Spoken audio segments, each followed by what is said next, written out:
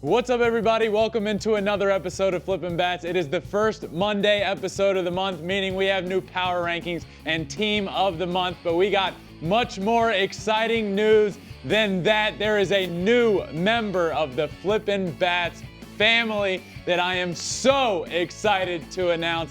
Alex Curry is joining me on the show. Yeah! Let's go. Former Angels reporter, Kings, just really a jack of all trades. I couldn't think of somebody better to join me as we bolster the lineup here at Flippin Bats as we head towards October. Alex, thank you so much. This is going to be a lot of fun. How excited are you to join the family? I mean, I can't wait. I am so excited to be back talking baseball. Well, I think it's time. Yes? I'm going to take your bat. Thank We're you. going to put it It's official? on our bat rack, and I think it's time. Yeah, let's rock. do this. It's a blowout, 8th inning, 10-3. Bases are loaded for Verlander, who waits out a 3-0 pitch. He swings, and it's a high fly ball, deep center field. It is gone! Home run! And a huge bat flip to celebrate. All right, Ben, start the show already. This is a monumental episode in the history of Flippin' Bats, and I really am so excited. Alex Curry is joining me permanently. We're in such a good spot moving towards the playoffs this year. She's going to be on most every episode throughout the week. So, Alex, I am so pumped. This is going to be so much fun. I'm so excited, but I'm also honored for that intro. Yeah. This is going to be great. It is. And you know, this is a baseball show. Not sure if, Yeah. if you knew that Oh, yet. it is? Baseball, yeah. Cool. Got So it. what I want to ask you is the hard-hitting question here Ready? of who's your favorite baseball team? A little more of a loaded question than you would think. Oh. Yeah. Okay. So born and raised in LA, grew Right. up a Dodgers fan. We had season tickets. My family did before I was born. So my childhood was spent at Dodger Stadium, and that's how I fell in love with baseball. Okay. First job, full-time job out of college is with the Angels. So I like to say I got traded to the Angels and spent 10 incredible seasons with the Angels. So unpopular opinion, I am a fan of both the Dodgers and the Angels. One, that is an unpopular thing. I don't know if I've ever seen that, but were you a fan? Like, did you hate the Angels as a Dodgers fan? I almost feel like it's vice versa. Like, Angels fans don't like Dodgers fans, but Dodgers don't really hate Angels. Like, were you pissed off going to the Angels? Like, oh no. No, it was weird because the first game we covered was a freeway series. So I'm literally walking from the bullpen to the dugout like, don't look at the Dodgers. I'm with the Angels now. Don't look at the Dodgers. I'm with the Angels now. And I actually went very extreme because I had heard that there was a lot of animosity between the fans. Because I'm going to be honest, I love all Southern California teams, and that was always my answer while I was working for the Angels. But I went through my social media, and I cleaned every single baby photo, growing up photo, anything that I had Dodger gear wearing, because I didn't want to upset my new family. Because I was so excited and so grateful to be working in a game that I love so much with the Angels, and I had heard how crazy the fans get against each other. Is commitment. Yeah, so I actually this is like the first year I've actually talked about that I was a fan Oh my God. of the Dodgers growing up. This is great. Well, now we get to talk about baseball as a whole. Yeah. You can be a fan of whoever you I want to be a fan love of. it. And I just love hope it. you're a fan of Flippin' Bats because now you're a part of it. Huge fan. Great. Did I tell you that? Huge fan. Now I know. There we go. So we do have a lot to talk about this episode. It is the first Monday episode of the month. So team of the month, player of the month, which Alex will have one as well. A lot to get to, power rankings and storylines. So I want to start by talking about the New York Mets, because the New York Mets are fantastic. They've been playing so well lately, and I've been saying this all year. One, the Mets aren't gonna Met, so stop saying that. I said it in whenever the season starts, April, I think. Yeah, I said it in April. This team is just different. This is a different baseball team than we have seen from the Mets in years past when they just collapsed. And we saw it over the course of the last week when they took on the Dodgers and they beat the Dodgers in the series, and it became even more clear. This is a World Series caliber baseball team. Every time they take the field against another team, they look like the better team on the field, and they did so even against the Dodgers. After today's win, this was a Fox Sports MLB tweet. After today's win, the Mets officially take the regular season series versus the Dodgers. Meet again in October. I think it's safe to say these two teams are the best two teams in the National League. The Braves will have something to say about that at some point. But I think right now these two teams, the Dodgers and the Mets, are the best two teams. You get on the same field, and it was pretty evident that the Mets can not only hang with them, they're a better team. You have Scherzer and DeGrom at the top of the rotation. Dodgers can't compete with that. Walker Buehler out now for the year. They just don't have that firepower in the rotation to compete with the Mets there. And then the Mets can do enough offensively to get the job done. They're on pace for 103 regular season wins. That'd be the second most in a regular season all time for them, behind 108 wins in 1986. It'd also be the fourth time they've ever eclipsed the 100-win mark as a franchise. This team, the Mets, is the real deal. It starts with that rotation, obviously, DeGrom and Scherzer. But Chris Bassett, we don't talk about Chris Bassett enough. He comes over. He's an all-star. He was a huge pickup for them. We're literally just not talking about him enough because you want to talk about Max Scherzer, rightfully so. Chris Bassett pitched in that game, in that series against the Dodgers. 6 innings, 2 earned, kept them in the game. They end up winning that final game and winning the series. This Mets team is so much fun. I really like them. I'm a fan. Could we be seeing the Mets be the best team in the city of New York? I don't know. I think so. That just came to mind. Don't give me that. It's a hot take. It is a hot take. It is a very hot take. But it feels right. Those Mets, so hot right now. And their games feel like a party. Like they are having fun. Now, you mentioned they have the ability to have one of the best records they've had. Yes. Let me just point this out. I never want to say a schedule is easy because it's professional sports. You're playing professional athletes here. Right. But the remainder of the Mets schedule during the regular season, majority of the teams that they are playing are below 500. 6 of those games are going to be against teams above 500. 6 of their remaining games? 6. That's what I'm saying. Wow. And 3 of those are going to be that second to last series in Atlanta, which could come down to the wire. You know that's going to be a fun one. I'm so excited for that series. It's looking good. Like things are favoring the Mets right now. I know it's a hot take. I'm just saying the best team in New York right now is the Mets. It's the truth. It's the truth is what it is. And say what you will, the best team in New York comes from Queens. I'm with you. I think the remaining part of the schedule we're heading towards a great NL East rivalry matchup to end the year, maybe for all the marbles in the NL East. I'm excited about that. I'm excited about the Mets. I'm a big believer in this Braves team, by the way. But before the year started, I did like my NL preview. Yeah. I had the Braves back in the World Series. Really? And, I'm not saying I'm going to differ from that yet because last year, before the year, in that same episode last year, I had Braves over the Astros in the World Series. Now, that's what happened. But prior to October starting, I filled out a brand new bracket for the playoffs, and I changed it all up. I got too in the weeds, got in my head, and I missed every single series. So I have learned that I am wrong but strong. I am wrong but strong. I am not switching it up. I need to stick with what I said originally. But this Mets team has all the makings of winning the National League, I think. Yeah. Let's move on though and talk about the Yankees, the other team in the American League. And the reason that we need to talk about the Yankees is because they're not very good right now. In fact, they are very bad. At one point, this New York Yankees team had a 15.5 game lead in their own division. 15.5. That lead has dwindled all the way down to 4. And then on Sunday, they squeak one out against the Rays, and it's back up to 5. This division is all but over. And just a month ago, you would have said there's no chance. This division's over. The Yankees are 9-20 since the trade deadline, scoring 3 runs or fewer in 20 games. How is How is this happening? I don't know. It is just all over the board. They have just not been very good. They're 19-31 in their last 50 games. That's their worst 50-game stretch within a season since 1991. This team was on pace to win more games than any team in the history of baseball, might I add. They were on pace to break the 2001 Seattle Mariners record.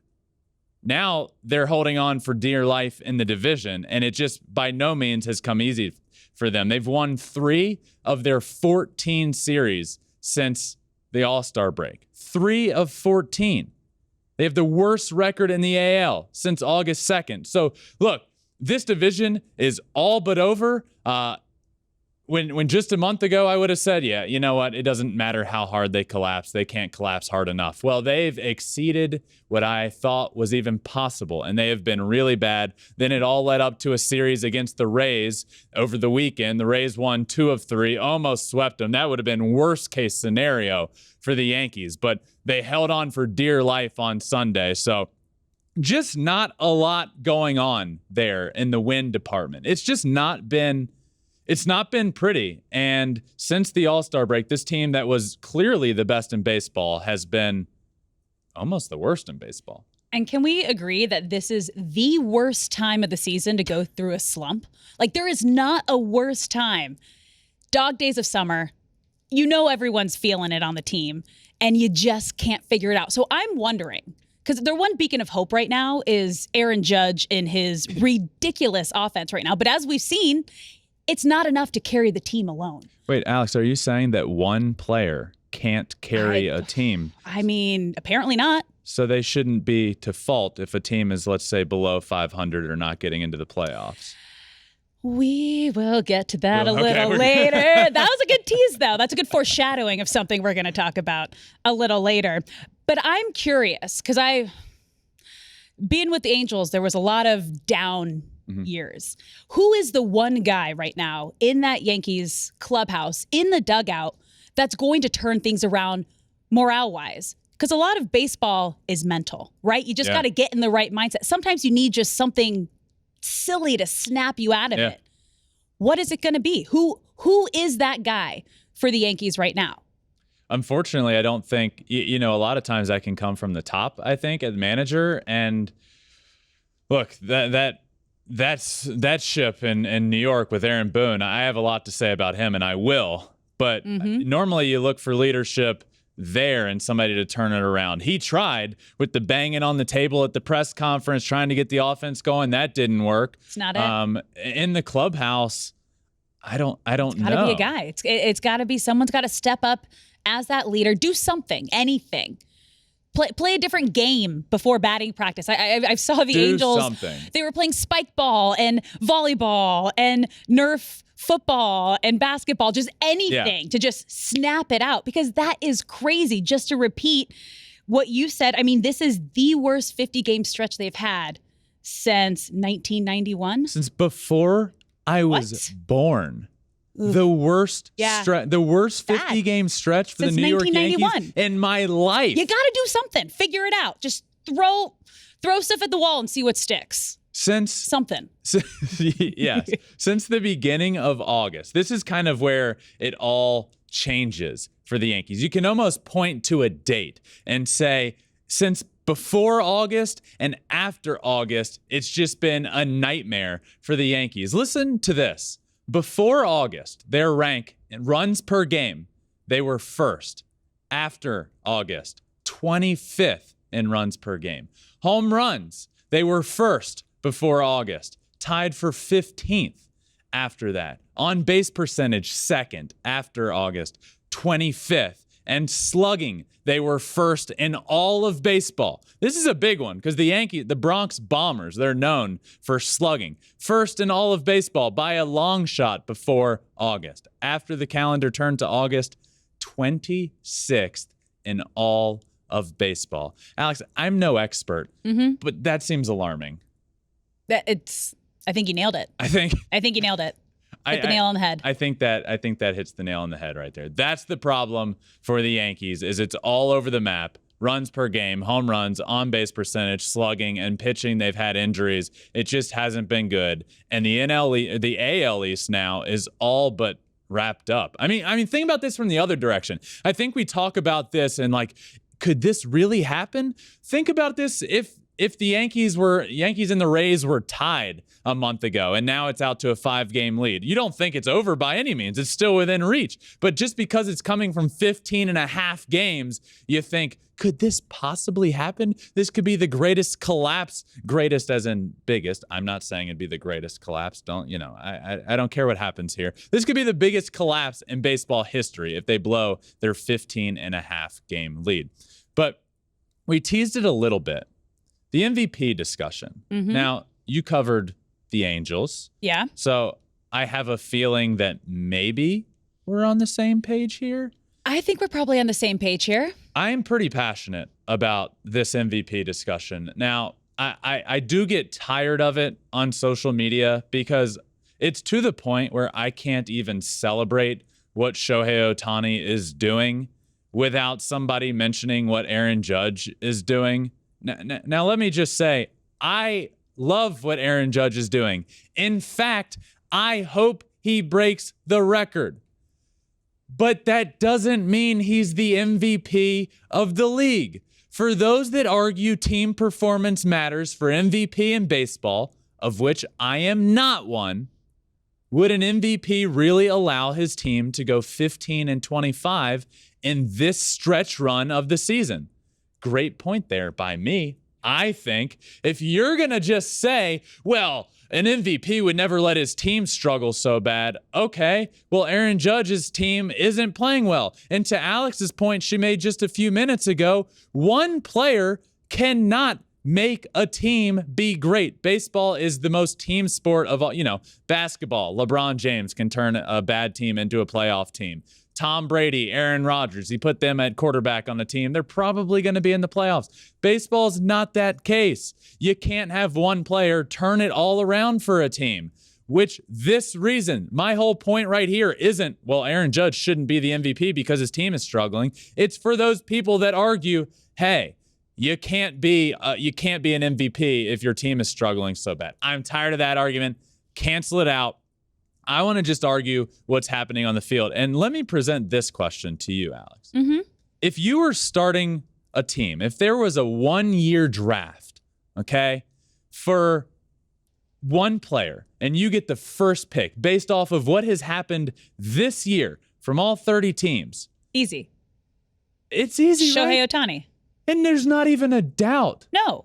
And that's my whole point here is you're getting the production of 2 big league all-stars. And I know I say this enough and I stress it all the time, but it can't be stressed enough. If you're starting a team based off of what somebody has done on the field this year, well, without a doubt in your mind, you're taking the guy that can be your ace of a staff and be your 3-hole hitter. And it's not even really close. On the mound, Shohei Ohtani has been better this year than Garrett Cole. And at the plate, he's top 5 in the American League in home runs. I mean, that's mind-blowing to me, and it's not even a question. So everybody wants to point to all these different stats to make Aaron Judge look better for the MVP discussion, of which he looks great, and I hope he breaks the record. But if this is my concern, and I want to see where you stand here because I just came to it in my head. And a lot of things, when I get all passionate, things just come to me. Love it. If Shohei Ohtani hadn't done what he did last year and won the MVP award unanimously, do you think things would be different this year in the MVP discussion? Like, do you think the aura of it and do you think people are almost getting bored? Like, do you think they don't take into account enough what he's actually doing? So this is a point I make across all sports here. Why can't we just appreciate greatness when it's right in front of our face? Okay? Shohei Ohtani is doing something we have never seen before in Major League Baseball. Just this past week, he became the first player in the history of the game with 10-plus wins, 30-plus home runs in the same season. No one else compares to that. No one else can even come close to that. So how is it even a conversation, especially if last year he won unanimously? I think that plays, and you look around other sports, and we can also point to baseball here. It's almost like in basketball. Theoretically, LeBron James could have won it every year for like a 10-year stretch. But hasn't won it as much as you think. That's what I'm saying. Right. And then Mike Trout. Mike Trout for that stretch, he's won his fair share, but I feel like he could have won for 7 of those 10 years. Yep. But it almost seemed like every single year, Mike Trout needed to up what he did prior just to win the award, which no. That's not how it works. If you want to talk about most valuable, valuable is an interesting word when talking about baseball, but how are you more valuable than a guy that's doing both at an all-star level? So I just hope, and my goal here on this show is to tell people and to make sure people do not get bored with what we're watching from Shohei Ohtani. But this is the debate that has been going on, I think, from the start of the MVP conversation. Value. Where do you place the value? Is the value strictly on a player's individual accomplishments, or is it equally as valuable what he brings to the team and how he lifts the team up? Yeah. I have a theory on this. I do too. I have a theory, but I just, look, I get so fired up with this discussion, and every single day, Shohei Ohtani is doing something that we've never seen before. And you know what? And I've said it before, and I will say it again. I hope Aaron Judge breaks the record. He is chasing history, which people want to point to. Well, he's chasing history. Shohei Ohtani is history. And it's him, all alone, by himself. And it's never been done before, and he is doing it right in front of our eyes. So just appreciate it. And whether you think Aaron Judge is the MVP or Shohei Ohtani is the MVP, just appreciate what he's watching, because there is a very good chance that we never see again what Shohei Ohtani is doing, which I think in itself makes him the MVP, which is the heart and soul of this here discussion, is the MVP discussion. You know my answer. I like that we're on the same page here. I had a feeling that would be the case, but look, I just think, I think when it comes to the voting, there's no doubt in my mind, the winner should be Shohei Ohtani. So as you know, I am extremely excited to have Alex Curry on the show, but I think I am even more excited for this new segment because I'm so pumped to see what you have cooked up for me. It is time for Commish Curry. All right. Are you ready? I think I have a solution here for our MVP conversation here, right? Because as long as Shohei Ohtani is playing in the big leagues, putting up the numbers that he's putting up, making history, no other player can compare to what he's doing. There's no question. There isn't another player who has 10 plus wins and 30 plus home runs. So what's that mean? Every other player, while they play during the time that Ohtani's in the big leagues, they never have a chance to win MVP? Solution. We add another award. We've already seen Major League Baseball add new rules for Shohei Ohtani. So why don't we add another award? For now, we can call it Most Outstanding Player. We've seen that used across sports before. And the most outstanding player is based solely on individual performance. Then you have MVP, Most Valuable Player, which would be individual performance plus how they elevate their team. So not one, but two awards. And when Ohtani retires, because it is Most Outstanding Player, maybe we rename it Most Ohtani Player. I don't know. I love it. I kind of love it. You can keep the MOP going. MOP going. So this is not a replacement No. of the MVP. No, award. no, you no. keep the MVP award, and there's just a mop. So everybody has this debate. Is it an individual award, or is it individual plus how they elevate their team? And that's the divide for the MVP. So why don't we just have both? Everyone loves giving awards. Everyone loves receiving the hardware. So why not just give the people what they want? You can have both, then there's no debate.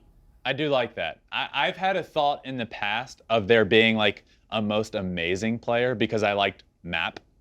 Okay. But I like Mop. He's on better. the map. I like Mop. He's on the I map. like Mop so much better. Commish Curry rules. We have the Mop, and then you can basically give it to Ohtani all the time. Exactly. While he's deserving it. But I also, I want to add that people just say, like, is Shohei the best player just because he pitches and hits? And I think it's important to say, no, it's because he's doing both at an elite level, which would give him, I think he would get both awards. But, is there a world in which whoever wins your Mop award can win the MVP as well? Or yeah. Yeah. You've seen Cy Young and MVP win the same award. I'm related to him. I know.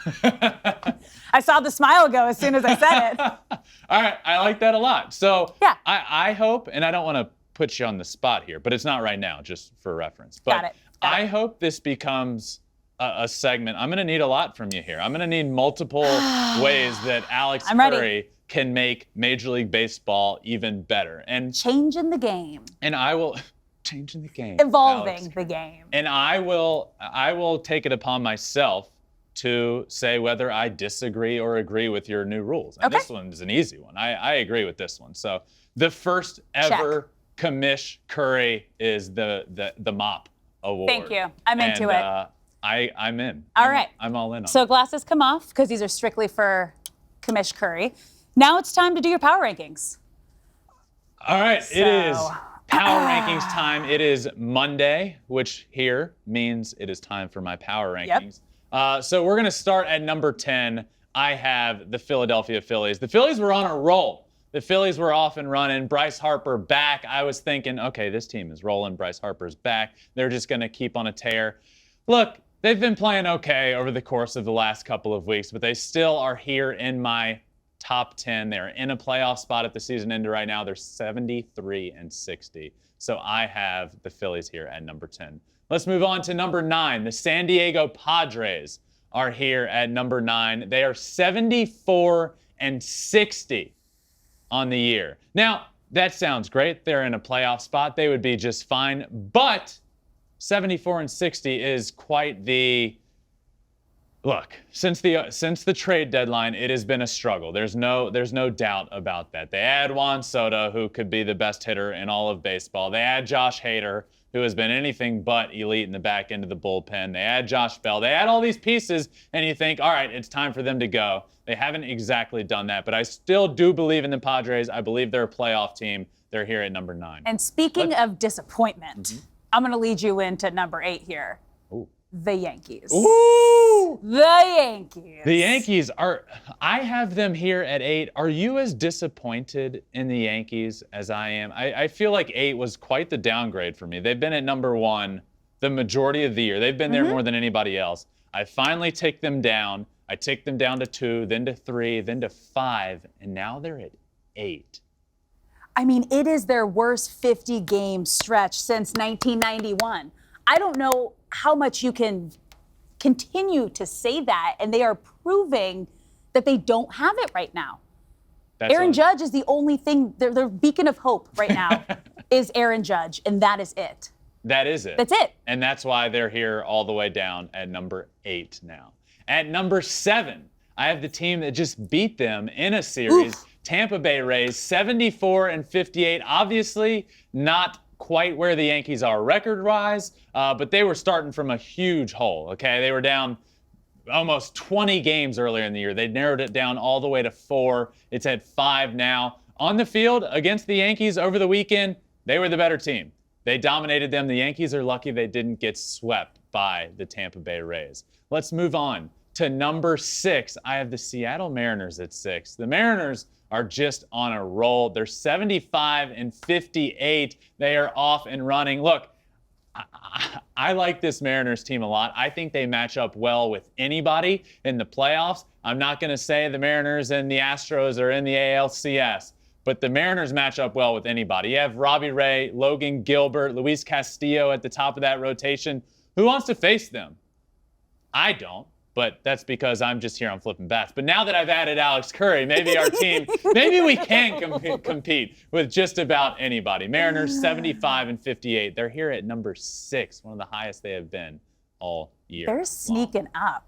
Now I'm going to lead you into number 5, the Cardinals. The Cardinals? And we had Albert Pujols, by the way, just hit another home run. 695 that puts him at then. 5 away. Albert Pujols is 5 home runs away from 700. 1 away, might I add, from Alex Rodriguez, who finished his career with 696. And the more I think about that, the more I'm surprised A-Rod was just like, you know what? 696, I'm good with that. You got to think about how much that haunts a player's dreams. Yeah. Because they'll say, like, oh, it doesn't matter. It's okay. I did my best. We heard Pujols say, if I don't get it this year, I'm done anyway. Do you believe that? No, if you're 2 away, 4 away, why wouldn't you try to come back for a month or 2? If a team's going to take you and you can hit that milestone, I say do it. You're that close. I think he does it. I think he comes back, is what I'm saying. Even if he doesn't get it done. Oh, I think he's going to get it done. I hope he gets it done this year. Albert Pujols is 5 away. Big pinch hit home run for the Cardinals on Sunday to beat the Cubs and what could be his last at bat in his career against the Cubs. Who knows?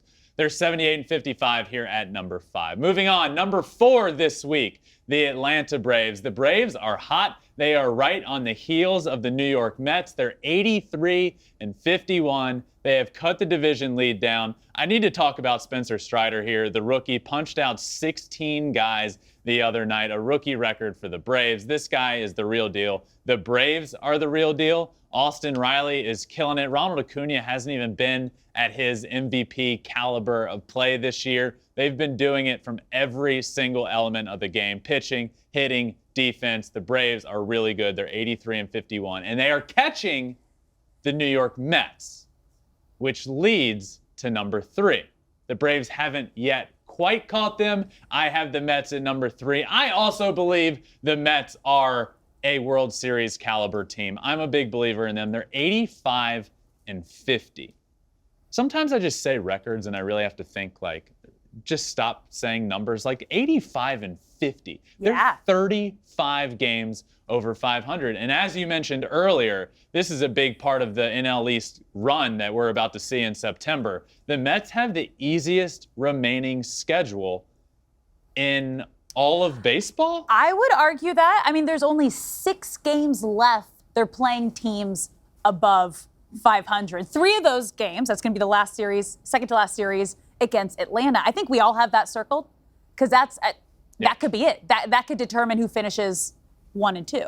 So the Braves need to stay as hot as they are to keep that gap close before that series. And then we could be looking at just an epic second to last series of the year in the NL East. At number 2, I have the Houston Astros. The Astros have been here at 2 few weeks in a row now, 85-48. Look, they're such a complete team. They also avoided a big fiasco when my brother went on the IL. Turned out to not be as big of a problem as it could have been. Hopefully he doesn't miss much time, just misses a couple of starts. But he at the top of the rotation, he's having a Cy Young caliber year. Framber Valdez has been fantastic. A big difference for the Astros this year. Last year, their bullpen was the 15th best in baseball. This year, their bullpen is the best in baseball, which equates to more wins. You know, I'm not a big math guy, but if you were 15th best, says the number guy. if you were 15th best and now you're the best, that has to equate to some wins somewhere, I would think. You can't really go wrong here with your number 2 and your number 1, the Los Angeles Dodgers. First to 90. The first team to, that's a good point. They're 91-41. I just mentioned like stopping down sometimes to think about records. Yeah. This is one you kind of have. It's insane. 91-51. Again, not a huge math guy. That's pretty close to 50 games over 500. And last I checked, that is 50 games over 500. And of course, the first ever episode we have Alex Curry on the show. One of her 2 favorite teams in LA is at the top spot, the number 1 team in my power rankings, the Los Angeles Dodgers, for a month running now. They are 91-41 and round out this week's top 10 Major League Baseball Power Rankings. All right, Ben, it's the beginning of the month, so you know what time it is. It is time for your team of the month, and let's start at catcher. Who you got? I always love team of the month because normally it's team of the week. Yeah. The first one, it's like, you know what? Let's just celebrate the players that did it the best for an entire month. And a catcher who did it the best was Sean Murphy. Sean Murphy hit .330 on the month, 5 homers, 17 RBIs. He's the only catcher in all of baseball in the month of August that had more than 30 hits and more than 10 extra base hits. Pretty good, if you ask me. Pretty good. All right, let's move over to first base. Who you got? First base, Paul Goldschmidt. Paul Goldschmidt has been on here a lot. So it's normally team of the week. Yeah.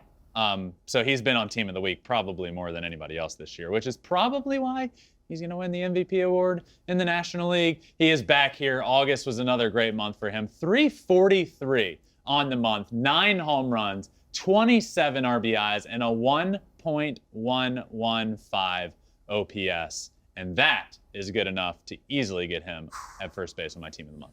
All right, second base, Jeff McNeil. Second base is Jeff McNeil. Played with Jeff McNeil. Love that guy. Friend of the pod, by the way. A great month. .385 on the month. .385. That's ridiculous. 13 doubles, 11 RBIs. The flying squirrel, they call him. He is a vital part to this Mets team. When you look at the Mets, they're really good for a lot of reasons. But as Alex mentioned earlier, kind of talking about chemistry with a team and having that guy in a locker room, Jeff McNeil is a guy that just brings a lot of energy, a lot of chemistry, plays the game hard, and obviously in the month of August, he had a fantastic month. I have him at second base. I love it. Who you got at third base?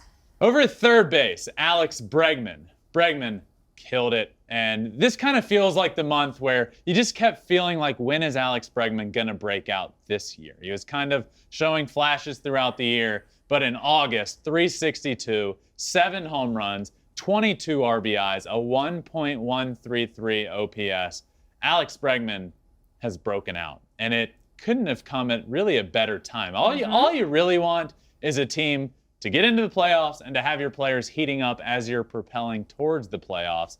Alex Bregman is bringing a lot to the team, as I feel like we're just getting heated up as we head towards October, you know? Like, we've added you, you're rolling, we're rolling, Alex Bregman is rolling. So he had a great month of August. And let's roll right over to shortstop Francisco Lindor. Yes, shortstop Francisco Lindor, Mr. Smile, because just look at the smile. It's That's just such a great great. smile. 286 on the month, 4 homers, 15 RBIs, some stolen bases, great defense. I'm so excited to see Francisco Lindor have such a good year because of last year. It was just a struggle in his first year in New York. And whenever somebody goes to New York and struggles, they just get roasted. And I don't like that because I like being nice to people. Francisco Lindor had a great month of August, and he is my shortstop on Team of the Month. All right, let's move it to the outfield. You've got an all-star lineup out here, starting with Mookie Betts. The outfield this month is a fantastic one, and I don't see how you can do much better than starting off with Mookie. Now, as I always clarify, do not yell if an outfielder's in a different position. It's just 3 outfielders, regardless of their specific position, and Mookie Betts is certainly one of those 3. 330 on the month, 9 home runs, 18 RBIs, and a 1.081 OPS. If you hear OPS and you don't exactly know what it means, just know if anybody is close to a 1,000 OPS, they've done something very impressive. And Mookie Betts was over that for the month of August. He's my first outfielder. Your second outfielder, chasing a little history right now. Just a little bit.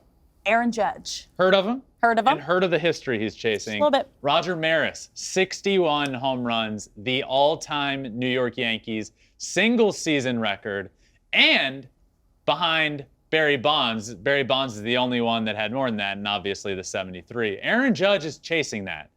Maybe not chasing Barry Bonds at this point in the year, but he is now at 53 homers, hit his 53rd on Sunday, 289, 9 homers on the month. 22 RBIs, a 1.091 OPS, and just continues to track down history. I think he gets it done. We're at 53 with what? A month to play. He needs 9. He needs 9 more to pass Roger Maris, 8 more to tie him, but another great month with 9 home runs in the month of August for Aaron Judge. All right, who you rounding out? Who is your final outfielder of the month? My last outfielder for team of the month is Randy Arozarena. I think this is his first time on my team of the month, the Flippin Bats pod team of the month. He hit .327, 6 home runs, 23 RBIs, and again, an OPS just north of 1,000. Randy Arozarena, we all know the success he has in the playoffs, but you know what? It kind of feels like playoff time right now for the Rays. It's kind of, they're on the cusp of a wild card spot. Now the division is in reach, and when the games turn high leverage, Randy Arozarena turns into that dude. And he rounds out the outfield of Mookie Betts, Aaron Judge, and Randy Arozarena. That's pretty impressive. And I would say you're right. Besides October and maybe like opening weekend, this is the most exciting time in baseball. Love it. I love September. In baseball. You also mentioned it, but August is kind of like the dog days of summer, and it's very difficult to perform super well in those days just because it's after the All-Star break, but before the season really gets into that tough stretch. You're tired. You're not, but these guys did it better than anybody else in the month of August, and we still have a few more. You know someone who isn't tired? Who hasn't slowed down? Your DH, Shohei Ohtani. In fact, Shohei Ohtani has not only not slowed down, he's heating up. Yep. Which feels like a great thing to do at this time of year, a great thing to do if you're vying for, let's say, an MVP award. 317 on the month at the plate, 8 home runs, 20 RBIs, an OPS, yes, north of 1,000, 1.040. And I don't know if you guys have heard, he also pitches, but we're not even going to talk about that here. He's doing this as a DH. So while he's also pitching every 5th or 6th day, he is going out hitting .317 with 8 home runs in the month of August. And my favorite player that doesn't have the last name of Verlander, and he winds up on this team of the month. And he very easily could have been on the mound. So who do you got on the mound? That's a great point. On the mound for my August team of the month, Zach Gallen. Unbelievable what he's doing right now. And he's not getting the notoriety that he deserves because, well, he plays for the Arizona Diamondbacks. But 5-0 in August, a 0.68 ERA, 44 strikeouts in 40 innings. And as of Sunday, which I know this doesn't count for the month of August, but he continued his scoreless streak. He is now at 41 1/3 consecutive innings without giving up a run, which is the 8th longest streak in the history of Major League Baseball. Ever. Period. That's all there is to it. 8th longest in history. What a month for Zach Gallen. He is my starting pitcher. Now let's round out the team. I want to start dancing the moment I think about his name. Dun, dun, dun, dun, dun, dun, dun, dun. My closer on the team of the month is Edwin Diaz. Now, yes, we know what he does on the mound. 6 saves, 10 2/3, 16 strikeouts, only 1 earned run in all of August, and only 5 hits in the entire month. But I like him more. No, maybe that's not fair. Okay. I love what he does on the mound. But you just played it a little bit. I didn't know how much I could do. I didn't want to get in trouble. Though you're going to get in so much trouble this. After we are done with this segment, they are going to really have a word with you. The walkout song, Narco, Blaster Jack, Timmy Trumpet, it is iconic. And the way he comes in out of the bullpen now, it's almost like, I've said this before, but Mariano Rivera, Enter Sandman, an obvious staple. But if he continues to be as dominant as he was in the month of August and as he has been all year, that walk-up song, the entrance song, is going to transform sports. And my challenge to you, you're playing it a little bit there. Yep. Have you ever played a trumpet? You're bringing it out already. Okay, so I have not, but My husband's a musician, owns a music studio, and I did reach out to our sound engineer yesterday, asked if he had a trumpet, and honestly asked him if he could teach me to learn this song in the next month. And can you debut that on? I mean, do you want like a progress report? I'm gonna try this weekly, week.